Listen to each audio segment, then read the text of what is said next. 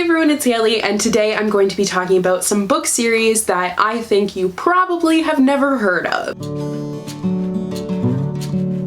I talked about this video last week actually because I did my books that live up to the hype video, so this is kind of the opposite once again. It's like the video that I did this past April or so where I talked about some books that I thought you had never heard of, just books in general. I don't think there's any repeats from this video. I think there's just one that I talked about, but I can't remember if I had read it before I filmed that video or not. But obviously you may have heard of these, and arguably you probably have, especially if you watch my videos, but basically these are books that I don't think get the love that they deserve. I think they're a little bit underrated and a little bit underhyped and should be talked about more because there's a lot of series out there that are talked about constantly, and I think that these books should also be a part of that. I actually think I might do another update of that books you've never heard of video, even though it's not been that long since I did that first one. I think I have some more to share with you guys, and I love talking about books that I don't get to talk about very often, so I think that these videos are fun, so maybe I'll do that if I have enough books to talk about. But these are just series. I have duologies here, trilogies, all of that jazz, and I made sure that I have read more than one book in the series. Most of them I have read the entirety of the series, but I have read at least 2 of the books if I haven't read all of them. There are some that I was really tempted to include even though I had only read one book, but I decided to leave them off until I continue with that series because it feels weird to recommend an entire series when I had only read one book of it. But without further ado, let's just get into the video. First up is a recent read of mine, and that is the Tiny Pretty Things duology by Dhonielle, Clayton, and Sona, Charaipotra. This duology is actually being adapted by Netflix. I believe it's becoming a TV show. I can't remember if they were doing a TV show or a movie, but I don't know when that's coming out, and I'm very skeptical about it because they've changed like all of the characters, so not too sure how I'm going to like that. I will watch it though to see. However, these audiobooks were awesome. It's set at the American Ballet Academy in Manhattan, and you follow the perspectives of 3 different characters, all seeing a different side of things. So we have Gigi, who's from California, and she has come to this school because she loves to dance. She's just hoping to rise to the top and be the best ballerina that she possibly can. We have June, who is trying to live up to her mother's expectations, but she really struggles with that because she's always the understudy. And then we have Bet, and Bet is trying to live up to her sister's legacy, and she will do absolutely anything it takes in order to do that. So definitely a lot of bullying instances. That is a main topic of this series, but it's very dramatic and really enjoyable to read. It does have like girl drama, but I didn't completely hate it because there was a goal for each of them. It wasn't just drama for the sake of drama. All of the characters were super well fleshed out, and it completely transports you to the world of ballet, and you see how hard these girls work and how badly they want it. It's also a really diverse cast of characters, and all the characters are so well developed. Each perspective I loved. It was like everyone was interesting in its own way, and there wasn't one perspective that I was like, oh, like I don't really care about this one. I was very invested in every single one of them, and even all the side characters. So this kind of reminded me of Center Stage. Like, I remember watching that movie when I was a kid because we danced when we were kids. That was like a big part of our lives, so I just remember watching that movie. It's definitely very different, but that's just kind of what I thought of with all the ballet drama. But definitely a series that I think deserves a lot more love than it gets. Do be wary though, there are multiple triggers in this series. Eating disorders is one, bullying obviously, a suicide attempt. Just be aware of that when going into it, that there might be some triggering content in this series. Next is the Codename Verity duology by Elizabeth Wein. So we have the first book, which is Codename Verity, and the second book, Rose Under Fire. And then there's also The Pearl Thief, which is a prequel to them. So they're companion novels. It's not like you have to read one in order to understand what's going on. You will just see different characters as Easter eggs almost and be able to connect the dots a little bit better. I do have copies of all 3 of these books, but they're on my downstairs shelf, and I did go down there and grab a bunch of books, but I forgot, and then I put the chair there and I can't get over the chair. I swear I'm not being lazy, it just completely blocks the doorway. But anyways, this is a historical fiction duology that is set during World War II, and it focuses on pilots. That's kind of something that the author specializes in, but in the first book, I'm just gonna focus on like the duology because I didn't like The Pearl Thief quite as much. However, I loved Codename Verity and Rose Under Fire. So in Codename Verity, you follow a pilot who has crash landed in Nazi-occupied France, and she is being interrogated by the Gestapo as she has been captured. So that's what the story is. It's her whole interrogation, and that's how she's telling the story.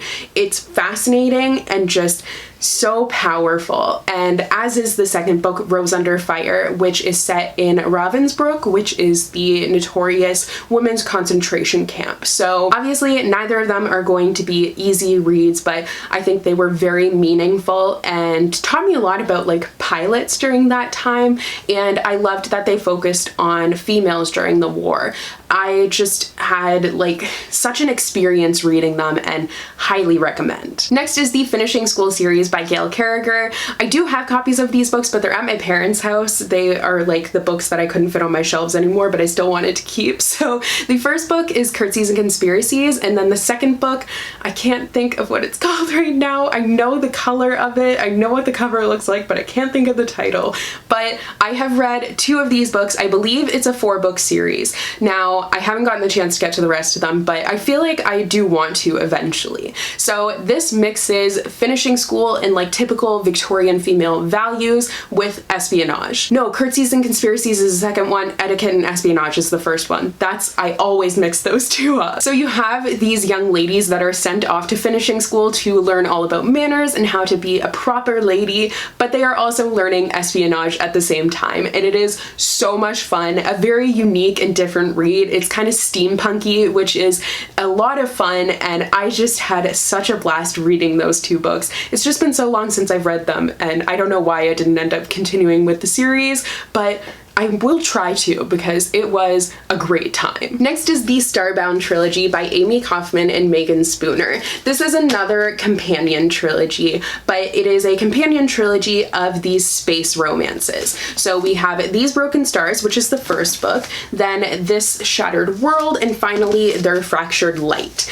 All of these books, apart from having beautiful covers, have a really fun and beautiful space-based love story. I'm not a huge fan of sci-fi, but these totally transported me to a completely different world and swept me away with the romance. It was a lot of fun because it wasn't just a romance. The stories hit a lot of levels. There was a lot of drama and intrigue that kept me reading. And I feel like these do have, like, at one point they had a fair amount of hype, but I think it's kind of died down. But if you like sci-fi or you just like romance and you're looking for something a little bit different, I think that you would probably really enjoy these. Next is another historical fiction, and that is the Prisoner of Night and Fog duology by Blankman. So the first book is Prisoner of Night and Fog, and then the second book is Conspiracy of Blood and Smoke. I read these when I first started BookTube and I fell in love with them. They were such an unexpected story. Like, I didn't know what I would get going into it, but it gave me something entirely different in the best way possible. So once again, a World War II historical fiction, but we are following our main character who has learned that her Uncle Hitler is not the person that she thought he was, obviously. So she learns that he had a hand in the murder of her father, and she teams up with a Jewish reporter, and they are obviously uncovering all the terrible things that he has done and investigating more into that. So it's an edge of your seat kind of read because it's such a high stakes situation, but you see such growth with the main character as she's learning that the world that she was brought up in is not the way that the world should be, and that there's something really wrong with it. Like, It's so powerful, a very bold and unexpected, unique take on a World War II historical fiction, and there's a mystery element to it as well, which is really fun and interesting. It's fun in not like a fun way, but I don't know, it added a lot to the story, but I just had like such a time reading these. I had no idea what was going to happen the entire time reading these, and that intrigue made me enjoy them so much. Next is the Books of Bayern series by Shannon Hale. This is actually quite an older series, so I don't know when it originally came out. These are actually reprinted covers, which I love way more than the original covers. So 2003 is when these initially came out. So they may have been hyped up when they first came out, but I wasn't a huge reader then, so I can't tell you that. All I know is that I feel like they deserve more hype than they get. So this is a fantasy series, and it's a companion series, but I would say with this one, you do want to read all of the books in order. It matters more than the other companion series that I've talked about. So we have the first book, which is The Goose Girl, the second book, Enna Burning, which is also my favorite of the series, the third book, River Secrets, and the final book, Forestborn. All of these are such interesting and unique standalone fantasy stories, and they also combine to make this greater story that is so fascinating. So the basis for it is an obscure Grimm's fairy tale, and that's where all of these stories stem from. And it's so interesting to me. Like in the first book, the main character has the ability to talk to animals, and she is the Goose Girl. So if you're familiar with that fairy tale, she ends up running off from the royal life that she knew, and they get a lot darker than I was expecting. Like Enna Burning particularly gets very dark. However, I really enjoyed that aspect of it. So they're kind of like more of the typical medieval fantasy, but there's still a twist on that. I can't tell you how much I enjoyed the audiobooks for them. They are full cast audiobooks, so they were so enjoyable, but any way that you consume this story, I think you will really enjoy the whole series, and you'll read one and then you'll have to read the rest of them because you just want to know what's happening to the rest of the characters. Like each of them connect, you have the characters in all of the books, but I love that each story gave me the opportunity to learn more about a particular character that you had been introduced to. So I feel like all four main characters I really loved learning about. Next is the Wolf by Wolf duology by Ryan Graudin. I'm sure you guessed that this was going to show up on here. So we have the first book, Wolf by Wolf, and the second book, Blood for Blood. And then there is also a prequel novella, which is Iron to Iron, I think is what it's called. I can't think of it right now, but I'm pretty sure it's Iron to Iron. I can't think of like what the connecting word is.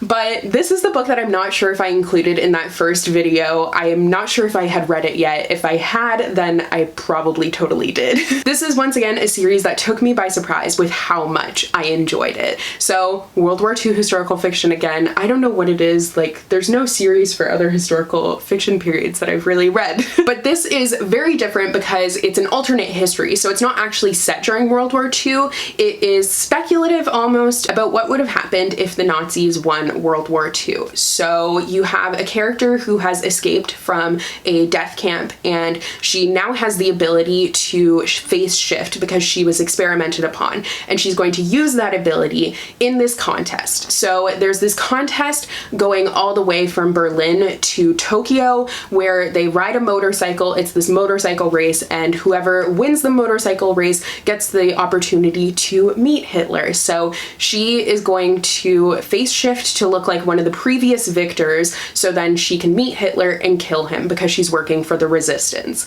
It sounds weird. It sounds like it wouldn't work. Like I was super skeptical going into it, but I just was so addicted to the story. Like I thought I really enjoyed Wolf by Wolf, but I liked Blood for Blood even more than that. And even the novella added so much more because you got to learn more about these characters. There's a lot of characters, but each one you get to know so well, and I just like, it's so wild. It's definitely a series that I just can't stop thinking about. Like, oh my goodness. I finished reading it semi-recently to when I'm filming this, and I finished this book and it destroyed me. It absolutely wrecked me. It had been so long since I read a sequel where I closed it and I was like, what? Like I was just taken aback, and I had to take a second and be like, whew, like it is just such an experience reading these books. And actually my dad and my sister, after I posted on Instagram about reading them, both asked to borrow them. I mean, my sister in California didn't ask to borrow them, she went and bought her own copy, but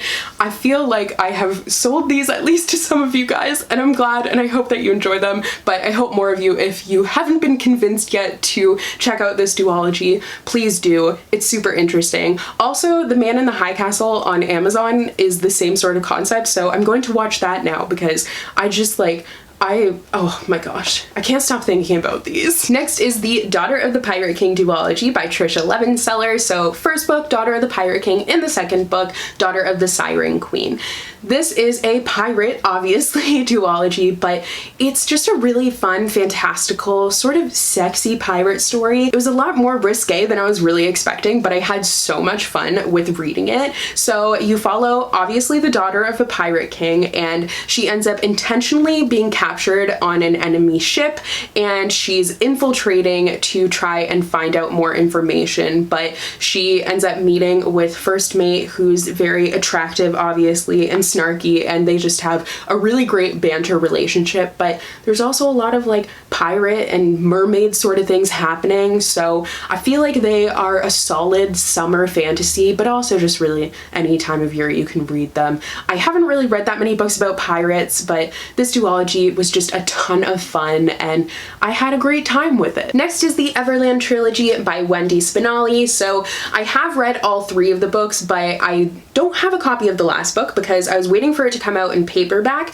since I had the other two in paperback, and I just kind of forgot. So the first book is Everland, and the second book is Umberland, and then the third book is Ozland. So if you are getting that from these titles, this is a steampunk reimagining, retelling of first Peter Pan, second Alice in Wonderland, and then thirdly Wizard of Oz. So kind of that like golden trifecta of children's books, and that was immediately what sucked me into the story. But I haven't read a lot of steampunk stories, and I had a lot of fun with this series. I think it was an interesting twist on each, like, I want to say fairy tale, but they're not fairy tales, but each children's story, each children's classic. However, it also had its own storyline. So the kids are the only people who have survived from this plague, so you might not want to read it now if that's going to be difficult for you, but there was a plague and all the adults died and only the kids are surviving, and London, where the books are set, has been completely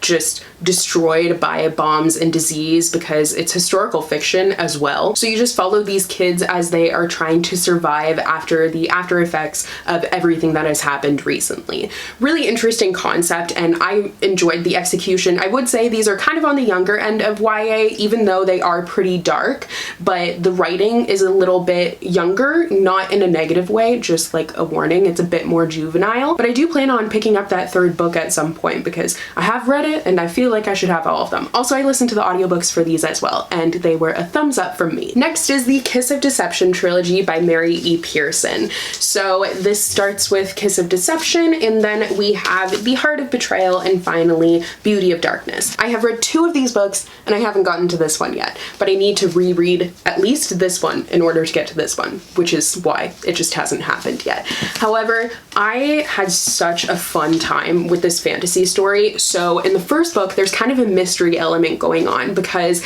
you follow a princess who has run away on the day of her wedding. She wants nothing to do with it. Her parents have arranged her in this marriage that she's not interested in, and it's kind of all a sham because she's supposed to have powers, but she doesn't. So she ends up fleeing to this village, and there are two people who followed her. One is the prince she was supposed to marry, and the second one is an assassin who was sent to kill her. And you don't know who it is, like who's who, over the course of this book. So there's this guessing and mystery element as you're reading it, which was so unique and just kept me very engaged in the story, but also just like overall, it was really enjoyable. So I did enjoy the sequel when I was reading it, but I really need to get to the rest of them, but highly recommend this. It's very interesting and different. And finally is another companion duology, and that is the Furthermore duology by Tahereh Mafi. So we have Furthermore, the first book, and then the second book, Witchwood. Definitely not one where you want to read one, or you have to read one rather in order to read the other, but it's just kind of a fun thing. Again, they're set in the same world. They also both have beautiful covers, but this is actually a middle grade fantasy duology, and it's so much fun. I love the world for it, and each story is really unique. So this deals with color, and it's kind of Alice in Wonderland-esque, and then in this one we deal with a girl who she deals with dead bodies on a daily basis. So like really weird and different, but such a blast to read both of these. I think that they're super quick reads and a lot of fun too. So those are all of the series that I don't think get all the love that they deserve. There might be some that you're like, why didn't you include that one? And it's probably because I've only read one of the books. So I will do an update on this as soon as I have more books to talk about, but please do let me know what series you think is underrated, and let me know if you have read any of these, if you enjoyed them, and yeah, I will see you guys in my next video soon. Bye!